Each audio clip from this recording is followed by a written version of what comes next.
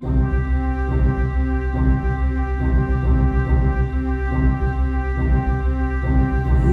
ты считаешь дикаркой, столько видел ты на свете, что судишь обо всем.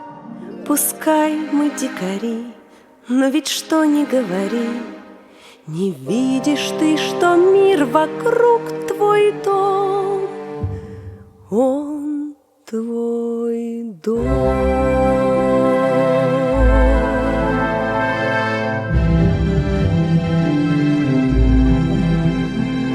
Ты думаешь, что ты везде хозяин, земля твоя и тем лишь хороша, а нам друзья и камни, и деревья, есть у них имя, сердце и душа. Ты равными себе считаешь только тех, кто мыслит и выглядит, как ты. Но вдруг ты след увидишь незнакомца и откроешь в нем нежданные черты.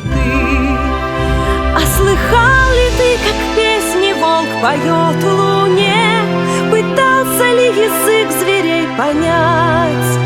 И сумеешь ли волшебные картинки на лету цветами ветра рисовать?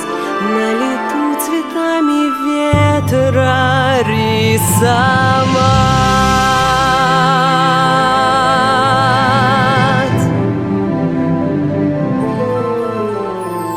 Захочет лес тебе дарить прохладу и соком сладких ягод напоить, но цену им прикидывать не надо, это все вам за деньги не купить.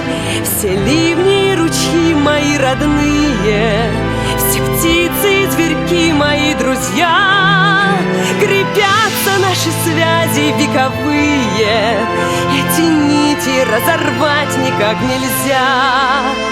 Тот, кто юный тополь срубил, не увидит тень от его листвы.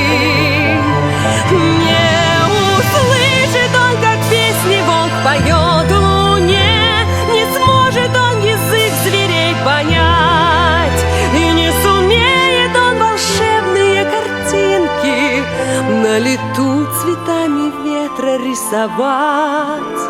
И к чему землей владеть, коль при этом не уметь на лету цветами ветра рисовать?